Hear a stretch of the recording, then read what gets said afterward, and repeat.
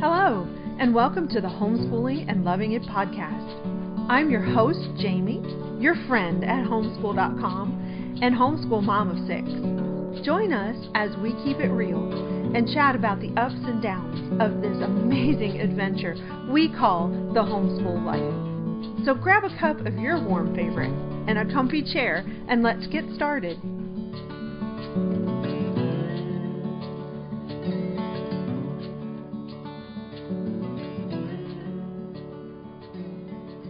And welcome back to homeschool.com's Homeschooling and Loving It podcast. Today we have a very special episode for you. This past week I was invited to join a group of panelists with the National School Choice Week. And we had a great time talking about homeschooling, giving recommendations and encouragement for homeschooling families. So be sure to listen in and enjoy this week's episode. Good afternoon, and thank you everyone for joining. We're super excited to co-host this panel with Time for Learning and National School Choice Week. The school choice movement has been gaining momentum for over 30 years, and today, non-traditional environments like homeschooling have become one of the fastest growing forms of education. This trend underscores parents' strong desire to find schools that best meet the needs of their children. All 50 states allow for homeschooling, and the parents on the panel today represent a range of diverse homeschooling stories and are excited to share their journey and give advice on how to get started. I'm joined by Crystal Banks. With her 8-year-old son Cash, shares her experience as both a homeschooler and a parent to a gifted learner on her social media platform at Mama's Sweet Baby. Crystal created the platform 5 years ago on Instagram as a way to share her unique point of view as a parent of a child and was doing things beyond his years with family and friends. Today, her platform provides support to any parent interested in learning at home because the parent is the child's first and most important teacher. We are also joined by Janet Sedano. She has homeschooled her three of her 5 children. She has homeschooled them from pre-K through graduation. She is still homeschooling her daughter who has Down syndrome. Janet enjoys helping parents get started with homeschooling, especially families who have a child with special needs. Jamie Gaddy, Doctor of Education, is Editor-in-Chief at homeschool.com. Education has been an integral part of her life for over 25 years, in both as a classroom teacher and principal, and as a homeschool parent. Jamie has homeschooled her 6 children for over 16 years and takes great joy in helping new homeschooling parents get started. Lastly, we are joined by Tiffany Hollingsworth. She is a 33-year-old mom of 3 wild boys.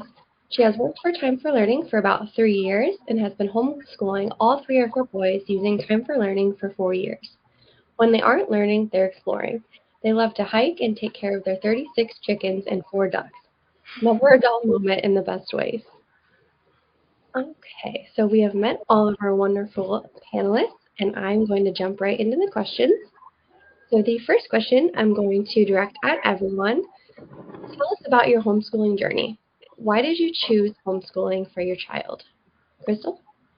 Well, actually, I have 3 sons total. My 2 oldest sons are both airmen in the Air Force. And the thing is, they were great public school kids. But the little one came along, and we noticed very early that he was kind of different. We were getting ready to enroll him in pre-K, and they tested him. And that testing led to a gifted diagnosis. We still put him in pre-K, but once he was there, we had the stereotypical, he's bored. He'd been reading since he was 2 years old, and they were doing a letter a week. And luckily for us, COVID hit. We were already about to move out of the school system and take it home, but that prompted us to go ahead and home educate him, and he's 8 now. We're doing great. We love it. That's amazing. Janet? I started homeschooling when my 5-year-old, I had 2 teenagers in school already in middle school. And my 5-year-old started kindergarten, but she did not take well to school and was crying a lot. It was really difficult for her and for me, of course. And I had a friend who was homeschooling, and her kids they just interacted so well with adults, and I was so impressed with their family. And she suggested I try it. So I was too scared to pull my older ones out, but I did start with my little one. And then my twins, I started with my son. Now my daughter, because she had Down syndrome, I was kind of nervous about homeschooling her, so I sent her into school. And she was in school for about a year, but it was not going well at all. So I pulled her out and I started homeschooling her, and she just flourished at home. So that's how I started homeschooling my three youngest ones. My older ones did go through high school and graduated from a public school, but my younger ones graduated from homeschool. That's great, and kind of gives you perspective on both. Yes. Jamie? Yeah, so our homeschool journey was quite the ride. We have 6 children, and we've homeschooled almost all of them from the beginning, and except for our oldest. And we started homeschooling because she was being bullied. She went to a private school. Actually, I was the administrator, the principal at the time, which is very frustrating. But we couldn't catch the bully to document it and to take care of it, discipline it, all that good stuff. So we just said, okay, fine, we'll just take our daughter out. And we started homeschooling with her. And we loved it so much, we just started with the rest of them, and we haven't looked back. Great. And Tiffany? So I started with my oldest boy, who's now 11. So he is in 4th grade now. And when he was in preschool, he fell and broke his arm. And much to our surprise, it was actually a bone mass in his bone, and they thought he had cancer. And so he missed a lot of school already. There was a lot of testing and all sorts of things going on. And so that kind of pushed us out of the school system. But we just didn't stop. We just kept going. And then my little 2 came along, and it's worked so well. My middle one has ADHD, and he learns the best at home anyway. So I'm just like, we'll just keep going with it. Yeah, absolutely. It's working. Yep. Okay, so our next question will be for Crystal and Jamie. What challenges did you face when you started, and how did you overcome them? Crystal? Now, my biggest challenges really weren't challenges. We live in Alabama. We're very much a homeschool-friendly state, and the biggest thing was information. Luckily, there is a great homeschool community, not just in Alabama, but worldwide, where you can get information. We've got the internet. Vendors are always very welcoming. There's a lot of good resources on shelves and libraries and bookstores. And not only that, as homeschool parents, a lot of us don't recognize we can engage in the same professional development that classroom teachers can. So I did a lot of professional development to go along with it, because my background is not in education. My background is in fine art. So I had to learn to understand the world of education a little bit more in order to help my son flourish as a homeschooler. Yeah, that's a great point also about using those resources. Jamie? Sure. So since I was a previous classroom teacher and principal, my mentality was I've got to have a miniature little classroom at home, and all the kids neatly sitting at their desks with the chalkboard. Needless to say, with 2 of my kids as toddlers, well, under 3, that just wasn't working. And so that was the biggest challenge that I faced at first, was just finding my groove, finding what worked. And once I realized that flexibility was part of the whole homeschool thing, we changed up some things. We started using an online curriculum. Actually, it was Time for Learning, and we created a really flexible schedule that really helped all of us feel more comfortable with this learning at home thing, and everybody was much happier. That's great, and it just kind of shows whether or not you come from an educational background or you don't. There's challenges with both, and trying to kind of unlearn that. All right, so Tiffany, how do you structure your homeschool day or week? So we kind of freeball it. We like to, my kids work best after they've gotten their sillies out for the day. So we don't usually start until I'm done with work for the day. So usually after dinner, and it works so well because I just feel like everybody's kind of got their bellies full. They've had a full day of doing whatever they've been adventuring, and we can just kind of relax at the table. And I just kind of go around and help them all with whatever questions they have, and it just works really, really well for us. And usually I tell them if we finish all of our work that we've assigned for the week early, then we don't do school on Fridays. And so that's kind of our motivation to stay on track during the week. Yeah, that's really great. I love getting the sillies out. Yeah, of course. it's needed. Okay, and Crystal, how do you handle socialization and extracurricular activities for your child? So one of the biggest myths in homeschooling is everyone yells, they're not socialized. How are they going to get socialization? Well, those of us at homeschool know the truth of the matter is most school kids, most public, private, etc., classroom children are told to sit still, stay in your desk, be quiet, and there's not really a big social aspect until maybe lunch or recess. Homeschoolers get together to do all sorts of things. We've got co-ops, we've got library classes, we've got actually in my area specialized classes just for homeschoolers in the museums, at our botanical gardens. There's so many ways they get together, and they also get together with kids of different age groups as well as adults. Also, one of my favorite things to do with my son is we volunteer at one of the local food banks, and he really gets to see things from a different perspective. I feel like I'm raising a global citizen that sees the world long before most of us did coming out of high school.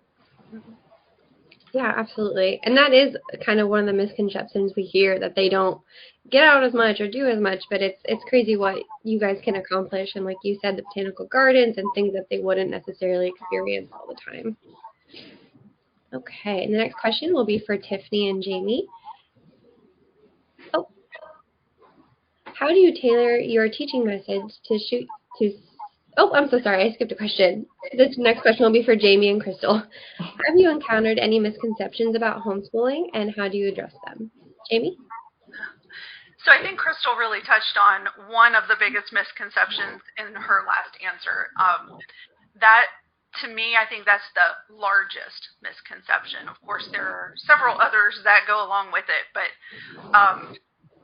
socialization would be the top one. Another one we get is that homeschoolers just don't hit the same level of education that in-school children do. And that is so far from the truth, simply because homeschoolers have more freedom, more flexibility to dig deep on topics that really hit their interest, on certain areas. Maybe they're struggling in a certain area. We have that freedom of time where we can just drill down on that and help them gain that mastery that they need in those specific areas. So I feel like homeschoolers have the advantage in that area and not the disadvantage. And then the final misconception I wanted to share was that I have heard so many times that people thought homeschoolers were weird. And I know that's kind of, maybe not something we should say on here, but it's true. And my brother-in-law was guilty of that, and he's not going to care that I mention this, but he used to say that all the time. Oh, I'm never going to homeschool. I'm never going to homeschool. Homeschoolers are just weird. They're nerds.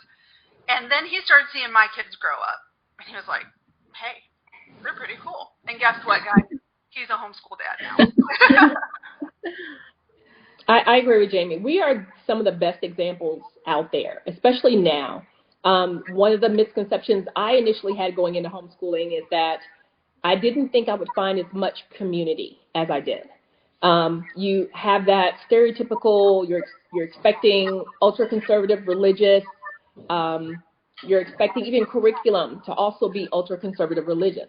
But then once you actually get into the homeschool world, you find secular resources.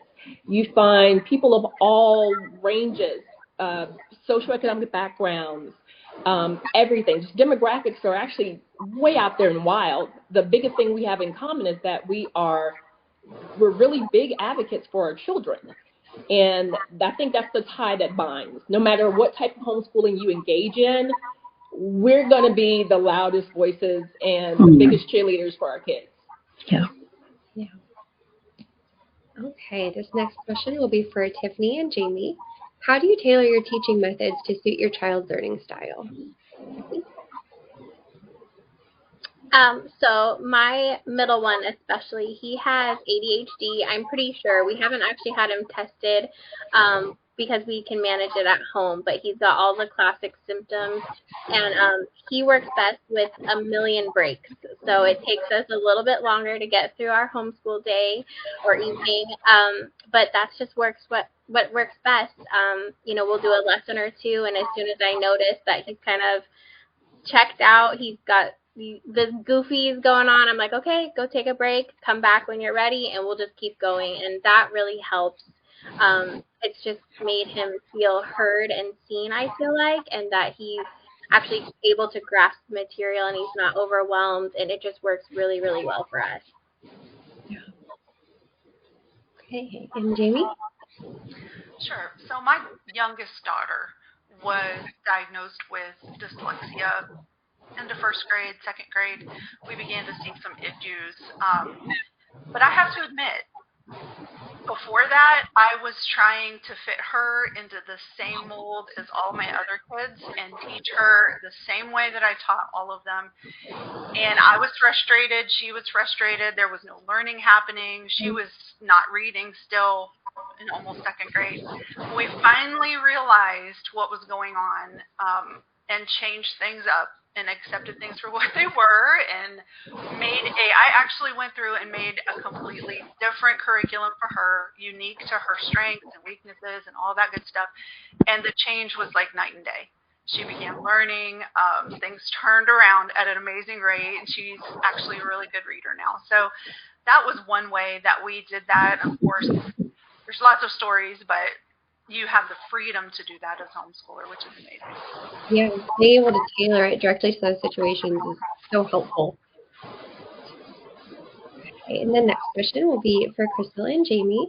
What role do technology and online resources play in your homeschooling approach? So in my homeschool, we're big into tech. We're extremely into tech. One way in particular is because I have a gifted child, he the tendency to lean towards STEM. So you're looking at a kid that's really already into engineering, into technology. We get him what he wants. He's spoiled. He's taking a computer technology class right now, and they're doing all sorts of coding. Just this past week, they were programming a world in VR. He's 8. I don't even understand what he's doing, but it's amazing to watch. And then we've got all sorts of neat things out there. You've got Lego has a great educational program with their Lego robotics. You've got CodeSpark, which is coding. You've got all these different people out here that are pushing STEM and tech and coding. And I love to see it. And it's so much fun that he's teaching me things that I have no clue what's going on. We also use a lot of apps. A lot of people are anti-screen time, but I'm pro-screen time. I can't help it. I've seen him engage well with his tablet and learning apps, and there's no reason I would change that. It's good for us. I would hope other parents would use it. We're not going to be able to escape technology, so we might as well embrace it. Yeah. And Jamie? I would agree with Crystal. I mean, it's the same situation. I mean, I've been homeschooling for over 16 years, I guess. I think that's the number. Anyway, I can remember what it was like when I first started, and there were very few resources, and technology was just becoming something that was available to homeschoolers. And so fast forward to today, and I'm so grateful for technology and how it plays such a huge role in our homeschool day. I mean, without it, Yeah. I can't imagine what we would do. We use it to study. We use it for our classes, whether they're, asynchronous or synchronous. I mean, we can talk with a math class on the other side of the country, and that teacher can be helping my daughter with something. and then right after that take a course that's been pre-recorded. So it's just it's so flexible, it's so amazing, and there's so many options that if a new homeschooler is listening to this chat, I would encourage them, don't be afraid, because there is technology there that can help you. Yes, absolutely. Okay, and next will be for Janet and Tiffany. In what ways have you seen homeschooling positively impact your child's development? Well, I'll start with my daughter with special needs, because it definitely has helped her flourish. Like I said before, she has developed so much better than I think she would have in school. With her reading, I think that if she had been in school, she wouldn't be reading like she is now. She is an avid reader. She can read at a high school level. She has quite a number of friends who have Down syndrome, and sadly, a lot of them don't know how to read. It's just not just failure on the part of schools or anything like that. It's just the extra time that our children need. Children with special needs just need that extra time, more attention, more one-on-one time. And that has really helped her, because she's using a curriculum that she's able to repeat lessons, and the repetitive of sometimes doing the same activity or the same lesson more than once with Time for Learning has really helped her to show progress.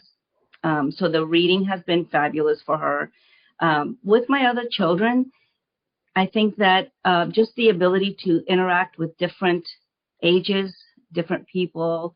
My children were in public speaking competitions, so we traveled for tournaments. Mm-hmm. I think that helped them quite a bit.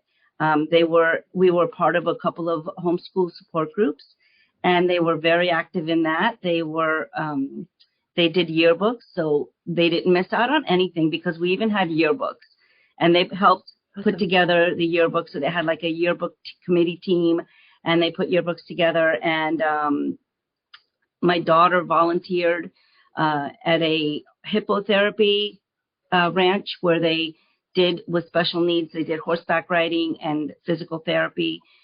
So she's very compassionate, and is actually in college now. She just transferred to university and is studying physical therapy and psychology. So she's going into that area. And my daughter with special needs, we volunteer at a homeless shelter once a week.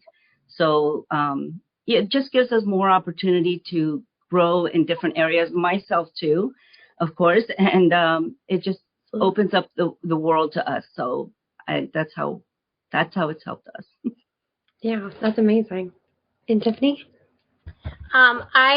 My little guy, my middle child with what we think is ADHD, he has blossomed. So he used to be very frustrated with anything related to school. It was really a struggle. We actually tried workbook curriculum, and that absolutely didn't work for him. He just was so frustrated. He just felt really discouraged. And so we tried Time for Learning, and we started him at the preschool level at 6, because I was just I need to start pretty much at the basics with him. And he flourished. Within a year, he was reading, and he just soared through the kindergarten with Time for Learning. And so I was kind of suspecting that he was even more ahead of that. And I had him tested, and he tested into 3rd grade and had never done anything but Time for Learning and workbook curriculum before that. And I'm so, so thankful that we found something that gave him that strength and that courage to just do it at his own pace and what works, and to just see him just blossom. So he's now 8 and in the 3rd grade with Time for Learning, and he just loves it. We're doing so good, and it's touching to me to think that he struggled to just do the basics, and now 2 years later he's advanced. It's amazing. Once you find that sweet spot with your kids, everything changes. It's so nice. Yeah. I know. And next, Crystal, how do you balance the role of parent and teacher in the homeschooling environment? And how does this change with working from home?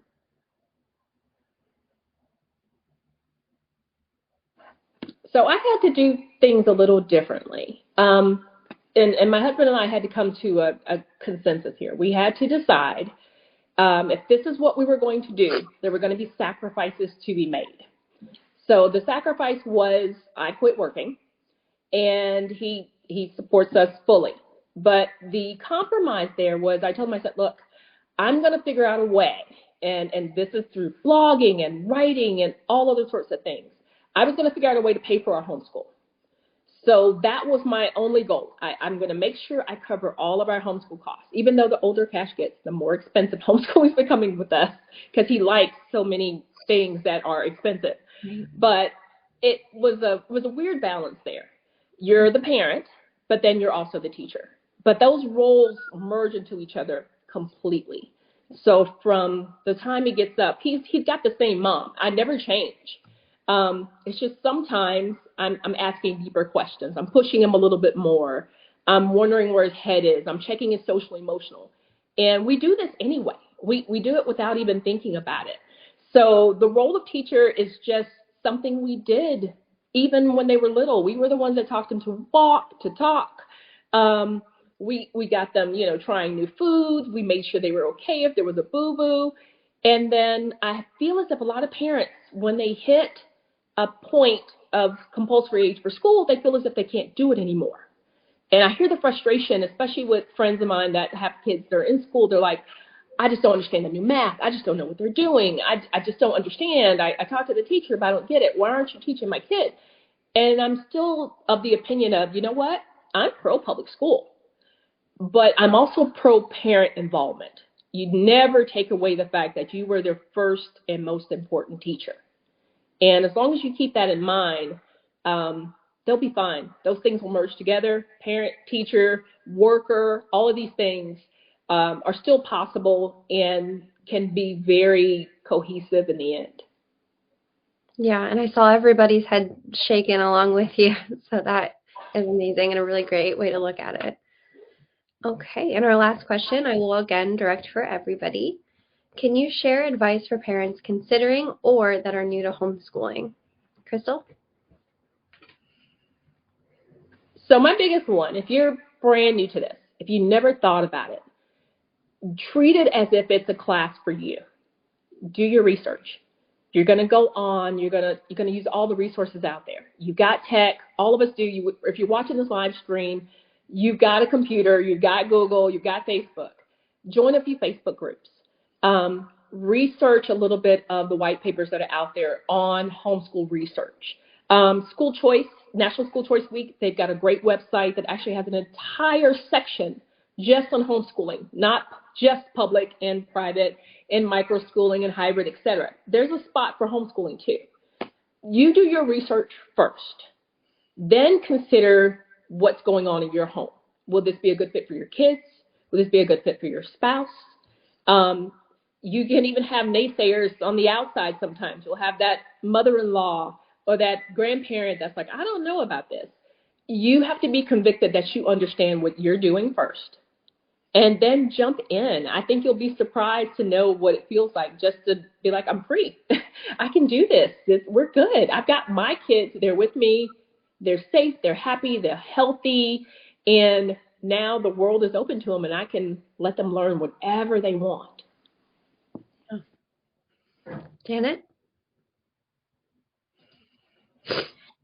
Yeah, I would definitely start with research. I started years ago, like Jamie was saying, before technology. So I went to the library and checked out every single book in the library about homeschooling. I read so many books about it before I started.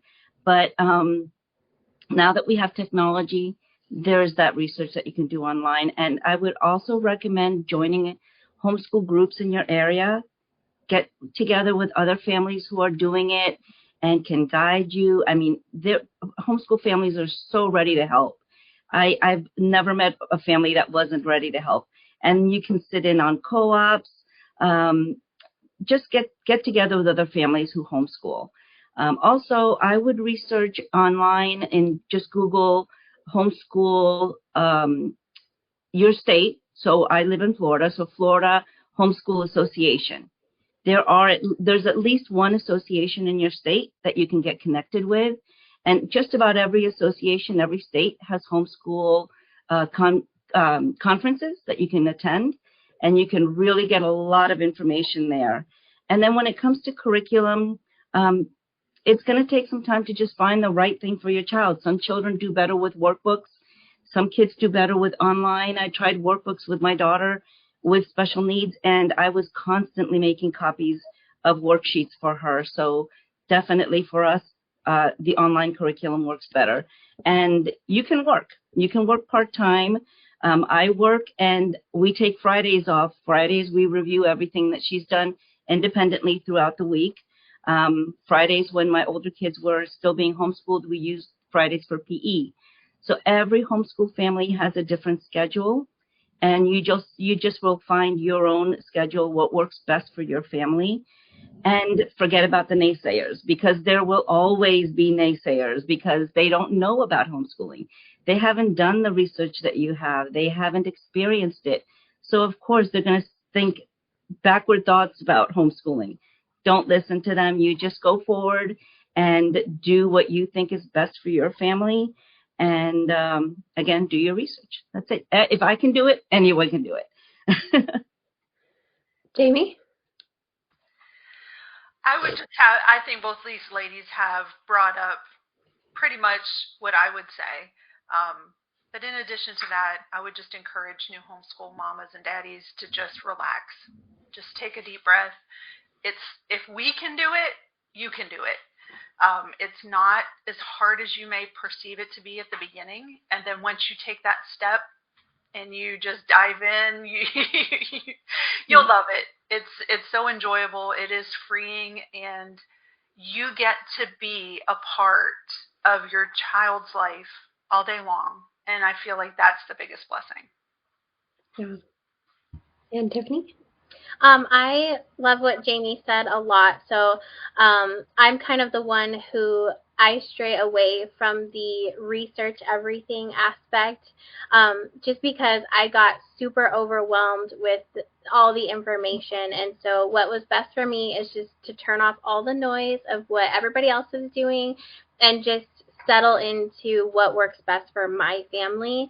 And that's really hard because there's so much out there that, oh, you need to have a structure. You should be doing this at this time, this way. And it's really hard to fall into that trap of feeling like you have to be doing it a certain way. And there really is no right way. It's whatever works for your family. If it works best to do your homeschooling in the middle of the night in your pajamas, then do it in the middle of the night in your pajamas. It's okay. And so just letting go of that pressure is so huge. And there's no wrong way to homeschool. And so, just relax, like Jamie said, and just enjoy being with your children, and it will all come together. Yes. Well, that is amazing advice from everybody. Yes, Crystal. You actually made a good point, Tiffany. I was like, you know what? People don't realize we don't always get up at 6 o'clock in the morning with our kids. We're getting up at like 8, maybe starting class at 10. We're in PJs. We have the most laid-back lives, and I believe we've got to be some of the happiest parents around because of it. We decide, today's the day that I'm really not feeling it. Guess what? We don't do school. Or on the opposite end, it's Saturday or Sunday, and my kid's on a roll and is following a rabbit trail of The Lion, the Witch, and the Wardrobe. It could easily be 11 o'clock, and we're still reading or talking about what, C.S. Lewis was thinking. So the freedom there is amazing. So, yeah, think about it. Imagine a job where you get to stay in your pajamas all day if you want. Just putting that out there. It is amazing. And I had thought the same thing when Tiffany initially, when you said you guys homeschool at dinner time, and like how that is so different than what typical people probably perceive the normal school day to look like, but it works best for your family. It's just so interesting. Okay, well, thank all you ladies so much. We're going to open the questions now to those out there in the audience. And so I'm going to start with this one for Crystal and Jamie. In what ways do you promote a sense of community and provide support to other homeschooling families? So my biggest thing was I blog. You can find me on pretty much any platform, but definitely Instagram at Mama Sweet Baby. I like to show people that I'm real, and I show things that we do on a daily basis. And it's amazing the messages I'll get from other parents are like, you know what, my kid reminds me so much of your kid. How did you start with him? And then these questions just naturally come up, and I enjoy answering them. There's rarely a homeschool parent out there that will not help. They are really advocates for their kids, and we don't just want our kids to be happy. We know that our kids live in society. We really want all the kids to be well educated and happy. So if you want community, just find it. You're going to find any homeschooler out here are going to be your biggest cheerleaders in the background. And hey, I'm telling you, feel free. Follow Mama Sweet Baby. You have any questions? Ask me a question. I'm a real person. I will answer it, even if it is at like 2 a.m, but I'll get to it. So, yes, I actually am editor-in-chief at homeschool.com. And, that's probably one of the first things that comes up in search results when you're searching about homeschooling. So there are an amazing wealth of resources there at homeschool.com, from articles, blogs, written by myself, as well as the team of ladies that work with me who are all also homeschool moms. And then we have guest contributors that are homeschool moms and dads. So I love that aspect. I love getting to hear from the dads as well. But we also contribute a massive amount of free resources that are just super helpful for homeschoolers, like unit studies and printables and worksheets. And in addition, this year we have just launched a marketplace, and it's basically a coupon platform for homeschoolers to get discounts on what they need to homeschool. So lots of great opportunities, and of course we're on all the social media channels. So we have community that is there pretty much 24/7, ready to help homeschool parents. Yeah. Does anyone else have anything to add to that? No? Okay. Next question for Tiffany and Janet. Is the Time for Learning curriculum enough, or do you supplement? I'm going to say that Time for Learning is a comprehensive curriculum. It definitely can be enough, but I've always been an eclectic homeschooler, and I've always used different resources. We go once a week to the park with a group of homeschoolers and somebody that works there in the park, and we do science. So we do science for about 2 or 3 hours, and there's kids of different ages, and so that's how we do science. And then with Jamie mentioned unit studies. With my older ones, I did unit studies. So we do other things. Oh, also my daughter with special needs for handwriting. So we do have workbooks for her to practice handwriting, and I buy some workbooks for reading comprehension. Time for Learning has plenty of lessons on reading comprehension, so we don't need it. But just to have her practice her writing and her spelling words, we add that to it. That's what we do. Great. And Tiffany? So the same as Janet, we use Time for Learning fully, but I do add a handwriting practice. So I use The Good and the Beautiful for the handwriting because they teach cursive, and I really, really love that. So you can get it all the way from pre-K all the way up through. It goes in levels, and they get kind of harder, and they just do a couple of pages a day. But I really like that, so we add that, but otherwise we use Time for Learning for everything, and I don't feel like we need to supplement, but we absolutely could. And I also feel like life skills is a supplement in a way. So I always try to do, like, if I'm cooking dinner, I want somebody to be helping me learn that stuff. Laundry, chicken chores, I count that as a life skill. And so I feel like that can be a supplement too. But yeah, for the most part, Time for Learning does it all. Crystal and Jamie, anything on curriculum or Time for Learning usage? We are very much eclectic unschoolers. So we're going to use every and everything and nothing all at the same time. It sounds a little chaotic, but I felt like it worked best with my son. We use a lot of gifted curriculum, and there are things that are promoted specifically for gifted learners. We use a lot of things from Royal Fireworks Press. That's pretty much ELA. They do, Michael Clay Thomas is a big name with gifted learners as far as kids that like to really go deep into writing and reading and studying literature. We use Beast Academy from Art of Problem Solving. It is definitely, I don't even try to do math with my son. That's how bad the math is. The art person in me looks at his math and walks away. That's how, and he's 8.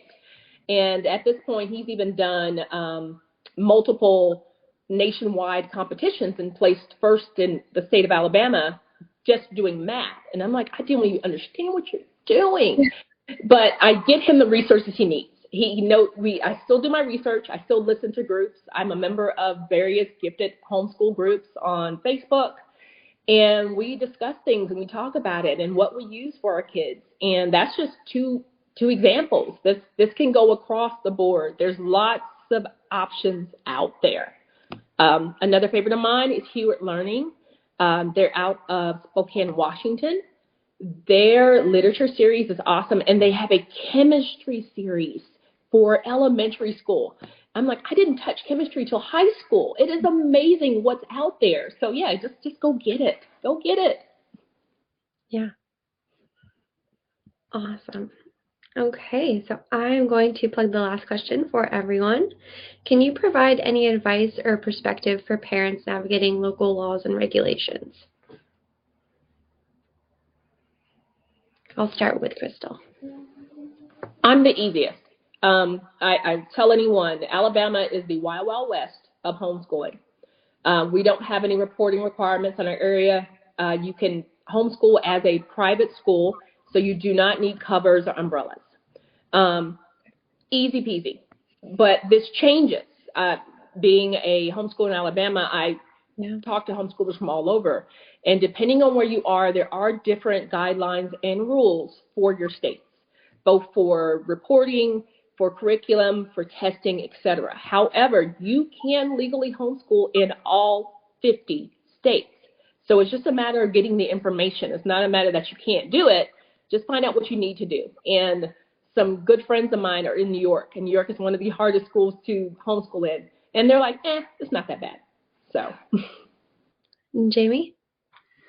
Yeah, I think if you can just understand your local laws, and see, I said local because sometimes your local school district will be a little bit different than the state laws, and we've run into that. That's a point of confusion, obviously, but I would check with your local school district. And of course, if you're wanting to homeschool, you do have to make sure that, depending on your state, now granted the wild, wild west in Alabama, maybe not, but even here in Georgia where we're pretty free, we do have to declare that we're going to homeschool. So if I had children in a public school, I would have to do that and then pull them out. So there's some notification, but it's really doable. And once you know what's required of you and you complete it, you're good. It's just a process. Yeah. Okay. Janet? I'm just going to add to be careful regarding the homeschool laws and who's providing you the information, because sometimes the public schools the administrators there are really not familiar with homeschooling. They confuse it with online school, which is completely different than homeschooling. And sometimes they want to dissuade you from homeschooling, so they may be improperly informed or improperly informing you. I know that happened with me when I first started homeschooling my daughter with special needs. They didn't want me pulling her out, and I was fairly new to homeschooling. So there was a little bit of a struggle there, but I stuck to my guns and we homeschooled. So just be careful where you're getting that information from. Do the research and maybe even educate the schools, the public schools. And Tiffany? A great place to get some just reinforcement is the HSLDA. I recommend them a lot. They're a legal homeschool defense association, and you can get help for free, so you can just ask questions.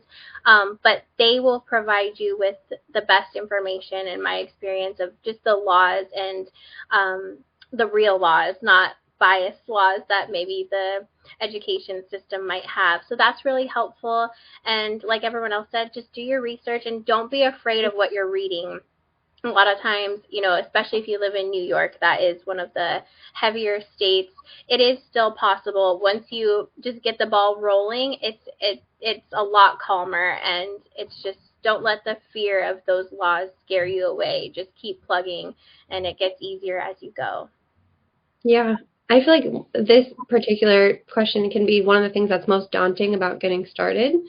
And I just wanted to add too that National School Choice Week has a state-by-state page that can be very helpful as well. You can go in, pick your individual state, and see all the resources and what might be happening and available in your state.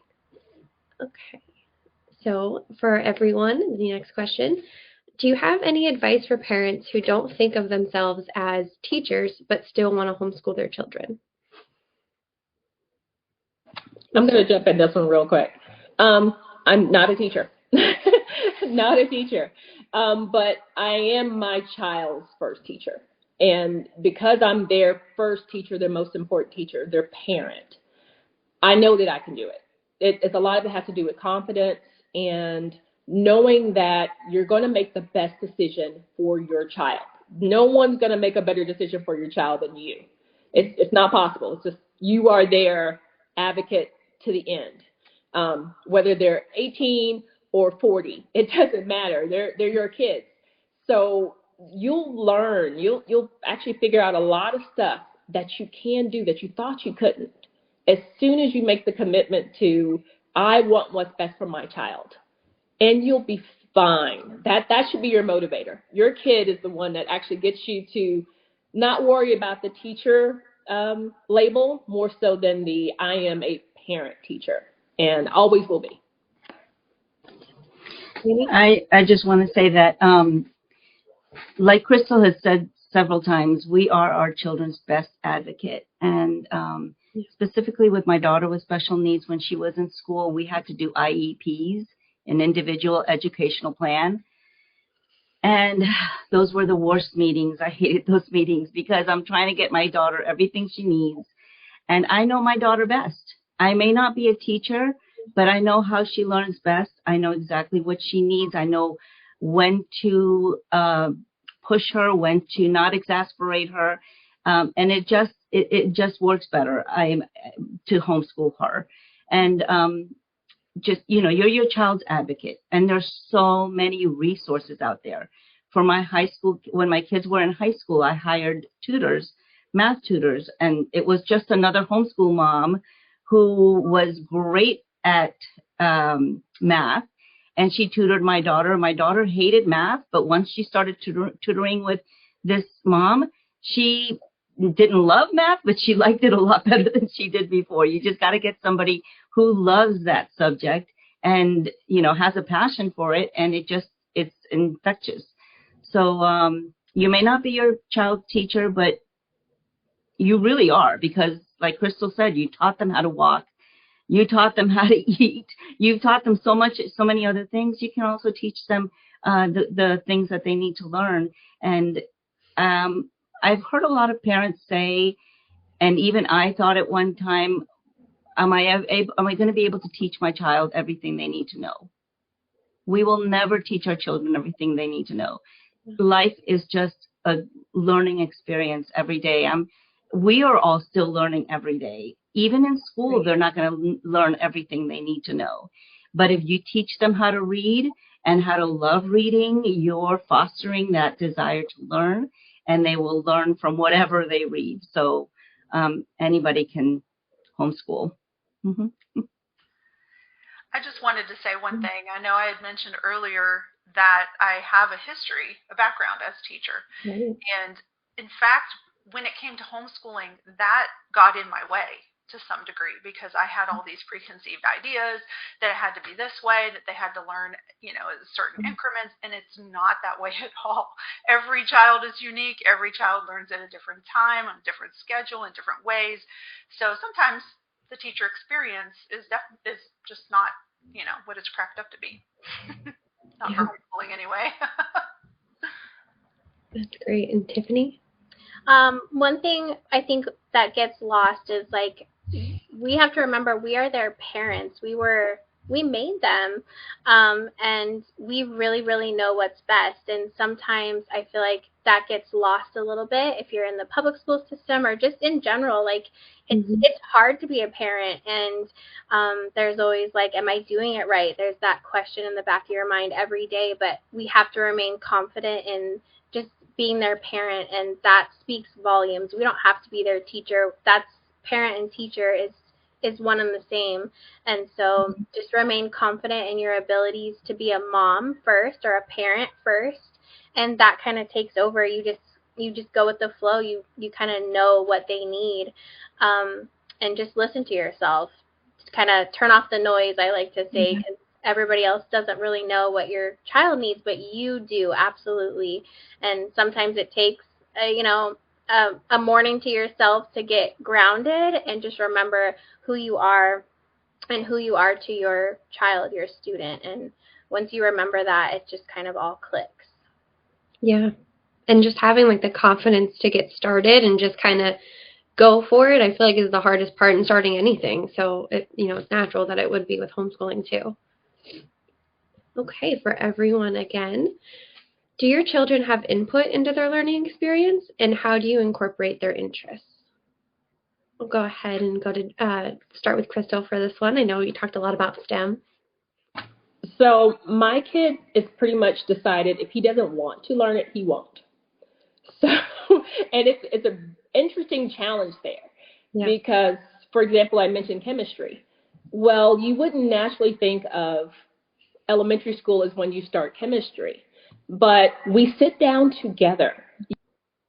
So curriculum, on average, I'll switch. We are year-round homeschoolers, by the way. That's a big thing we didn't really talk about, is whether or not some of us, how often or how long we homeschool. So we're year-round homeschoolers. We go in the summer, we switch up for the summer and do more heavy science.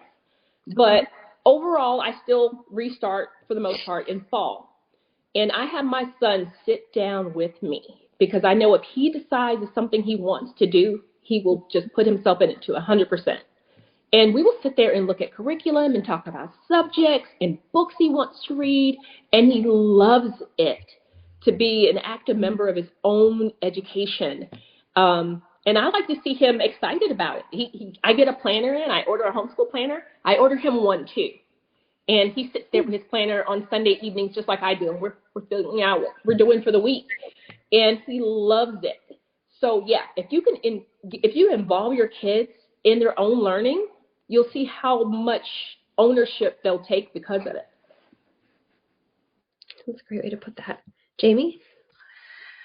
I 100% agree. And that is something that we've tried to do with our kids. But one of the things that we do to do that is to take them all to a homeschool convention. And some people are like, but really I think it had the greatest impact, especially on my few younger children, because they saw the multitudes of homeschoolers at these conventions, and it just really impacted them that though most of the time, they have a few homeschool friends here and there, their little groups or whatever, but this was a huge amount of homeschoolers, and it just it blew them away. It was exciting.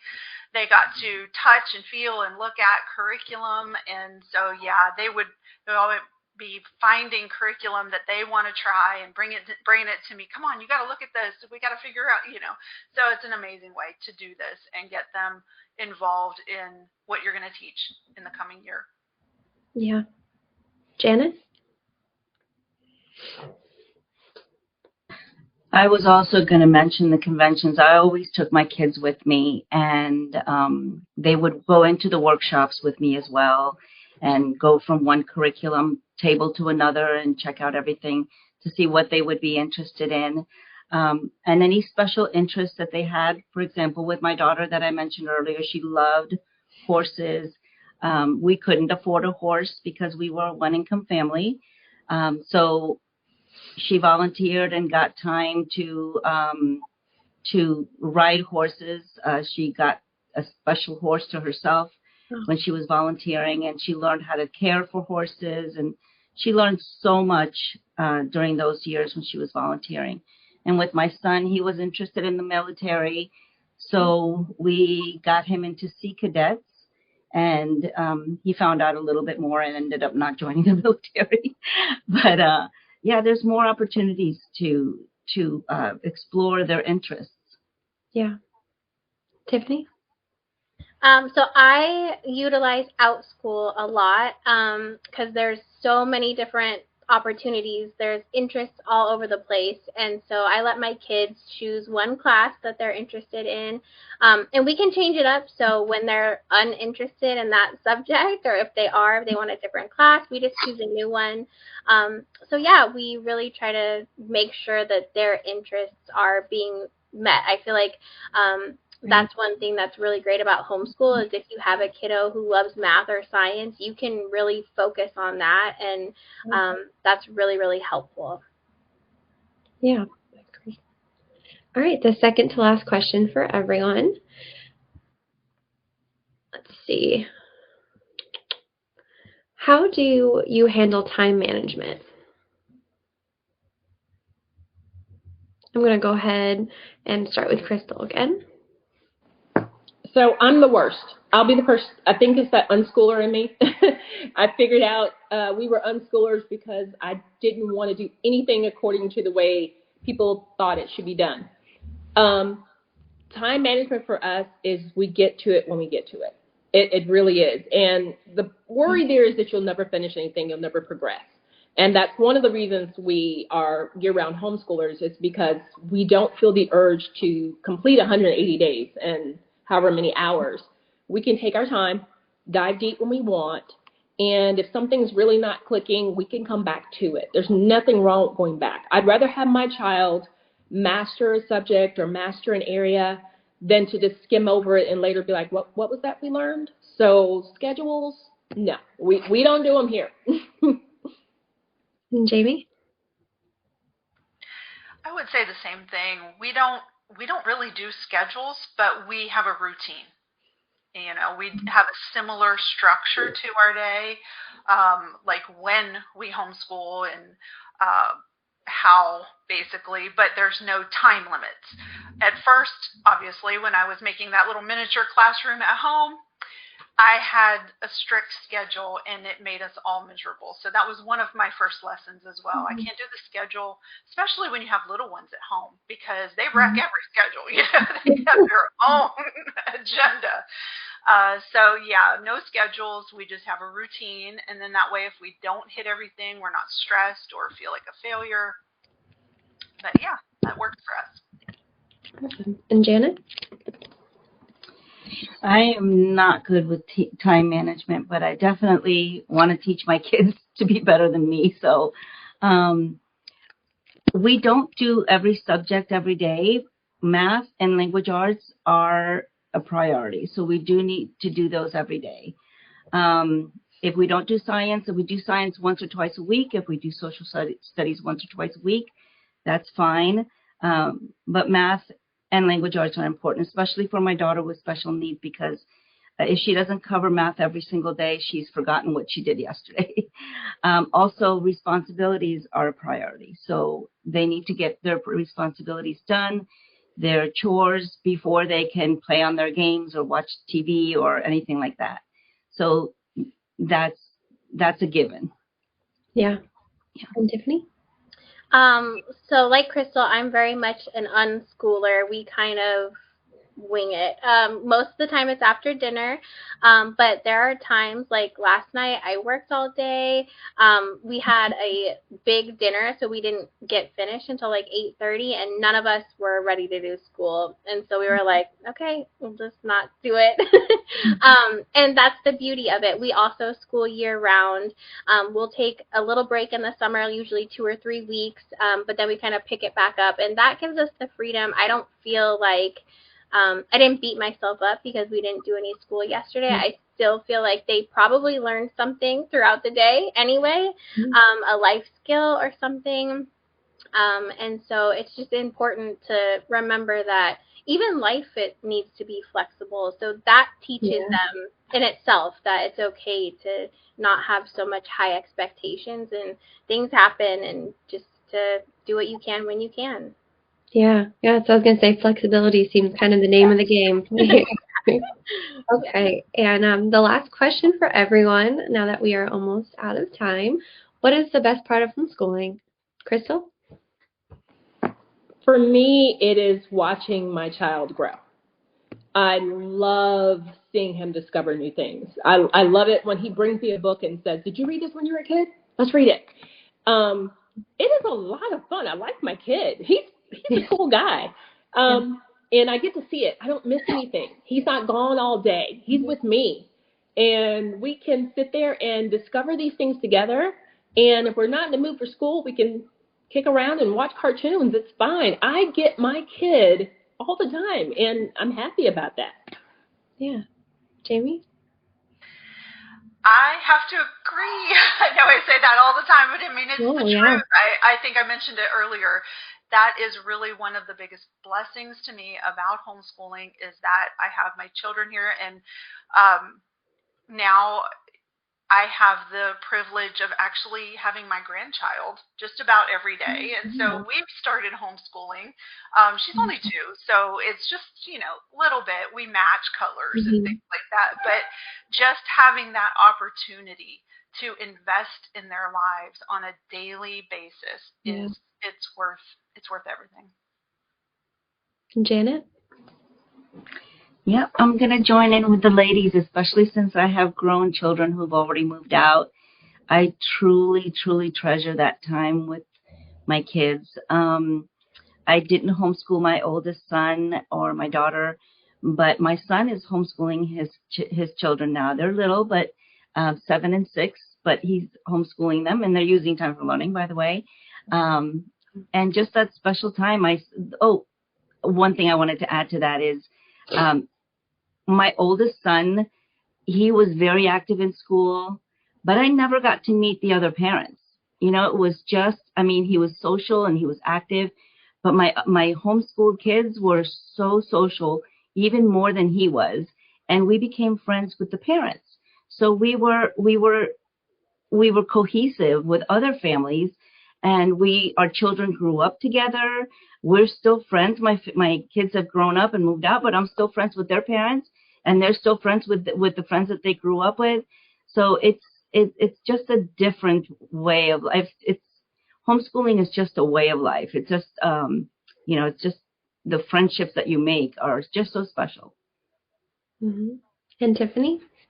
I agree with everything everybody said. It's such a beautiful experience. It's unique to everything, and there's bonding in almost every moment, and it's just so much fun. And when you watch your child maybe struggle on something, and then all of a sudden, the light switches on for them, and you were part of that moment, there is nothing greater than that. It's just like, wow, like we're doing it, and watching them grow and learn, and just, it's so much fun. You can go to the park one day, and that's your schedule, just bonding with your children, and you can't get those years back, and it's so rewarding. It's hard, it's hard, but so much more rewarding than it is hard. Well, it has been amazing hearing from all of you. I can't believe the hour has already just flown right on by, but I just want to take a second to thank all of you as our panelists. Everything you said and contributed to the conversation is so helpful, And to everyone who was watching, we just want to remind you to follow National School Choice Week and Time for Learning for more options on homeschooling.